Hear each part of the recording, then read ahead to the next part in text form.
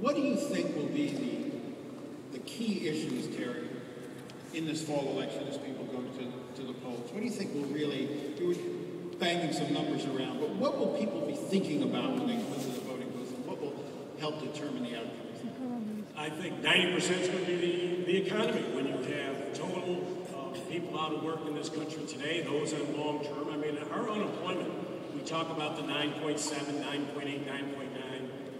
That's a fiction, because what you don't much higher.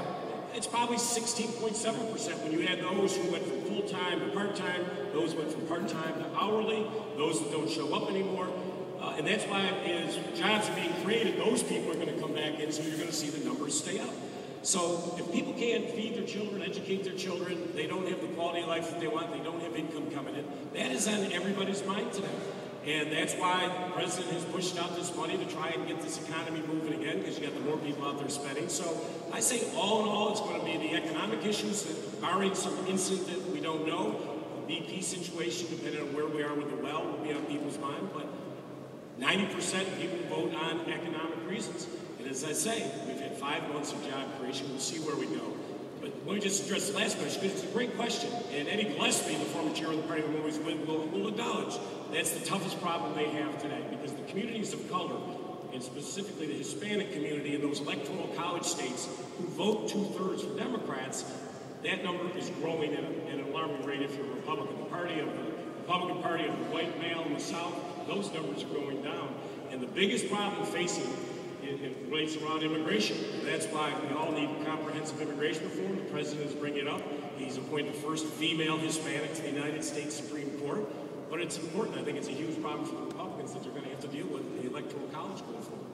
Karl. Look, this fall, the number 1 issue and the number 2 issue and the number 3 issue are going to be jobs. Jobs, jobs, and jobs. And President Obama is going to fare badly. CBS News, New York Times, I very rarely agree with them, but they did a poll and they said, do you think the stimulus bill has created jobs? And 3% of the American people said yes. It has not created jobs, it has not created economic growth, but it has created the second issue, which is spending, deficits, and debt. The enormous expansion of the federal government, 25% bigger, 25% of GDP. A year ago, it was 20% of GDP. A year and a half ago, 20% of GDP. We do not in this country want a permanent expansion of the government of that size. It crowds out private enterprise. It crowds out private initiative. It gives money to the government rather than money to America's families. The third issue is going to be Obamacare, which could absolutely crater the country if it's allowed to come into force.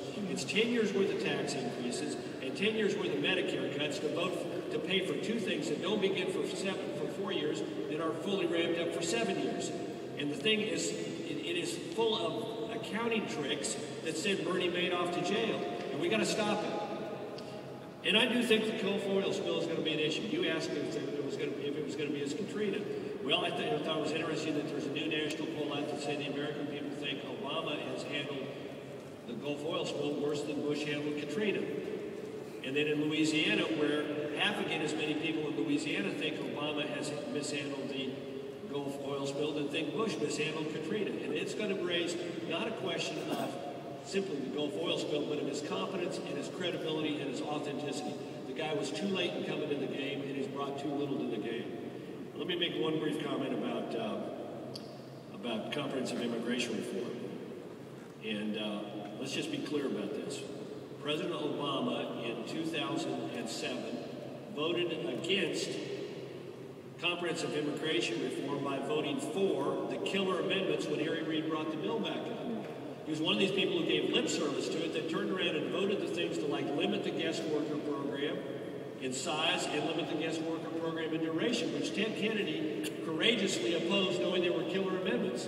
So the Republican Party's got a lot of work to do on this issue, but let's be clear, the Democrats have got it too, because they got a commander-in-chief sitting in the Oval Office who's done nothing but give lip service to the issue for a year, and when he had a chance to do something about it with his vote, voted on the wrong side. Terry, on this question of the economy, you have a situation you yourself talked about proudly and favorably of this new bill that's going to spend more money, federal money for small business. But at the same time, as Karl was saying, and you acknowledged, there are exploding deficits. At this point, do the Democrats risk going into the fall election with mixed messages, talking about spending and deficits at the same time. And can that message work?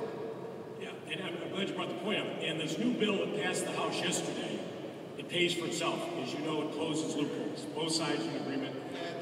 It pays for itself with promises, not necessarily. Well, it closes tax loopholes. There's corporations that are here and then go overseas and hide their profits over there. That's got to end. You do business in the United States of America. You make your money here. You ought to pay taxes here. We should have closed these tax loopholes down long